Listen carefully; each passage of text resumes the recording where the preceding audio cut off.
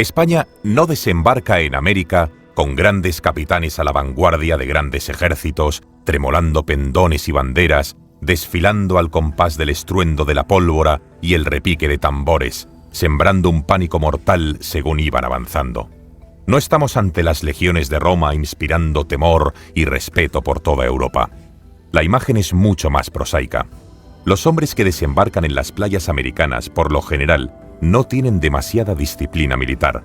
Después de una peligrosa travesía oceánica, en donde algunos perdían la vida, lo que se encuentran es un escenario completamente ajeno, caluroso y húmedo, lleno de molestos mosquitos que transmiten enfermedades desconocidas, donde la pólvora se humedece, el metal se oxida y las heridas se infectan con facilidad. Ese mundo está habitado por gentes extrañas, muchos de ellos caníbales, y también por exóticos y peligrosos animales. Algunos, los menos, eran hijos de la nobleza, ricos adinerados que buscaban mejorar su posición al servicio de la corona. Otros eran desdichados hidalgos, infanzones menesterosos que se consolaban pensando que la honra era lo mejor que podían llevarse a la boca. Un salto a las Indias quizás podía cambiar sus vidas. Simplemente perseguían el ascenso social que se les negaba en la península. El resto, los más, no eran sino marinos, labriegos, artesanos, campesinos, notarios, letrados, boticarios o clérigos que preferían morir jóvenes y lejos de casa bajo la promesa de un futuro prometedor antes que languidecer poco a poco pagando impuestos en sus tristes haciendas.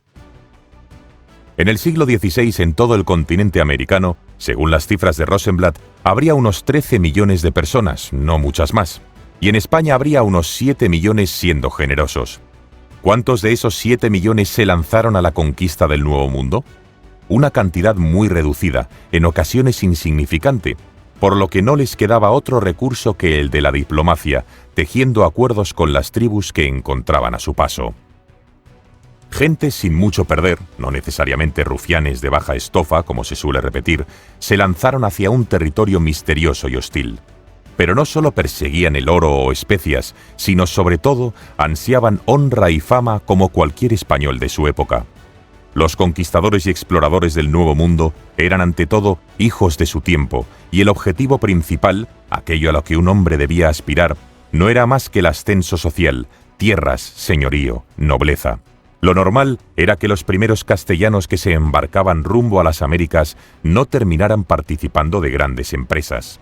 Fundar prósperas ciudades, emprender rentables negocios o convertirse en opulentos terratenientes estaba al alcance de pocos. Sin embargo, el precio a pagar merecía la pena. Partían a lo desconocido, cruzando un mar indómito, jugándose el tipo, con el objetivo de domeñar a los indígenas, hermanarles en la fe, ganar tierras, recoger oro. En algunos casos se obtenían los ansiados títulos que proporcionaban fama y posición. En otros, se conformaban con establecer haciendas estables y productivas, si antes no les llegaba la ruina o, peor aún, la muerte.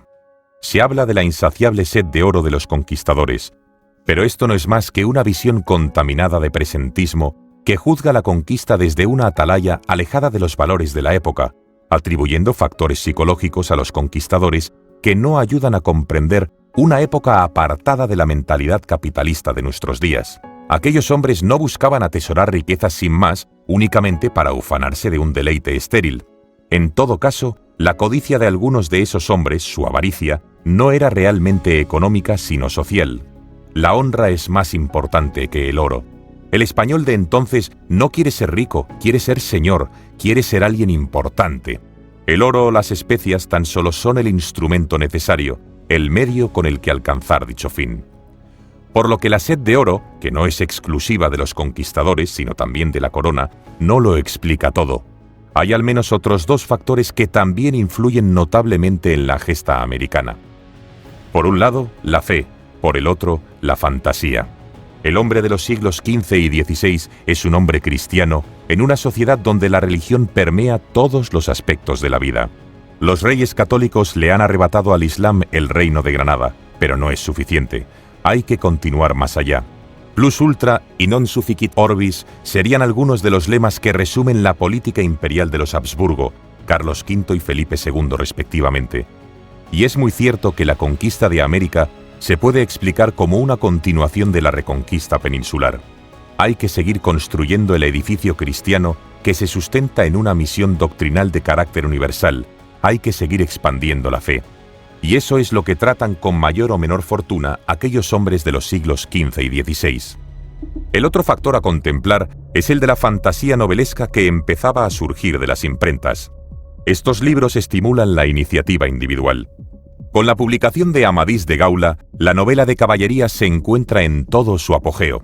Los exploradores del Nuevo Mundo se hallan imbuidos de un espíritu caballeresco de romance y fantasía, y buscan emular a Amadís o a Tirant, y más tarde al pícaro viajero Guzmán de Alfarache o al mismo Don Quijote.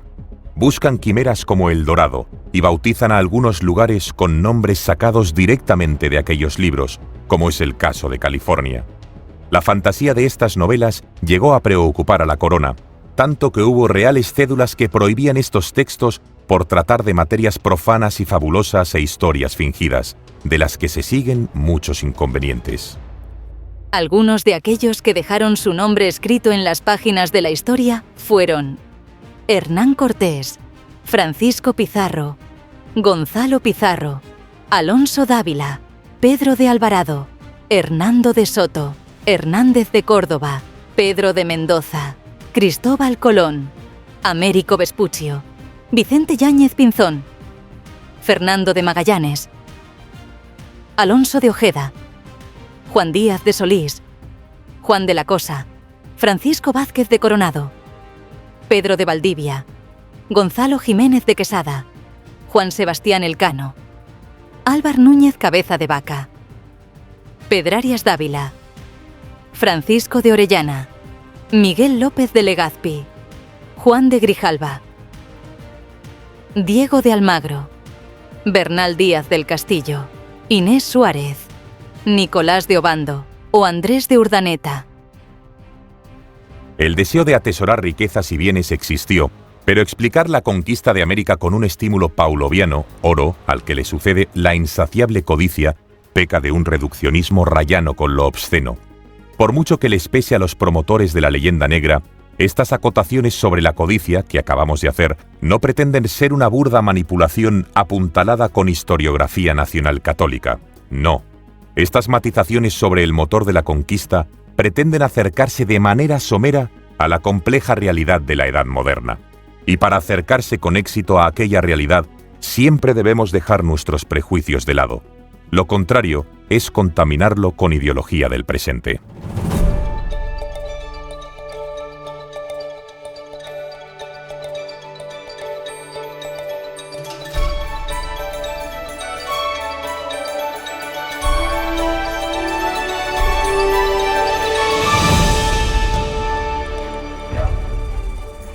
¿La Inquisición perseguía a las personas por atreverse a soñar? ¿El duque de Alba se comía a los niños? ¿Felipe II mató a su hijo? ¿Hubo genocidio en América? ¿Los españoles robaron el oro? ¿Destruyeron las lenguas indígenas? ¿El 12 de octubre hay algo que celebrar? ¿Virreinatos o colonias? ¿Atraso español? ¿Decadencia? ¿Racismo? No hay ningún interés en ocultar que la historia de España, como todas las historias nacionales, tiene sus capítulos negros donde abundan atrocidades, traiciones, crímenes, corrupción, matanzas. Pero una cosa es la historia negra y otra muy diferente, la leyenda negra. Javier Rubio Doncé hace un exhaustivo repaso de todos estos clichés que tanto preocupan a algunos compatriotas. Pero este no es otro libro sobre la leyenda negra, ya que el autor va más allá, abordando temas tangenciales e igualmente interesantes: reconquista, hispanismo, reunificación hispana, nacionalismo, indigenismo, anglofobia, iconoclastia, leyenda rosa, España contra su leyenda negra, mitos, agravios y discursos. Un libro de Javier Rubio Doncé con prólogo de Fernando Díaz Villanueva.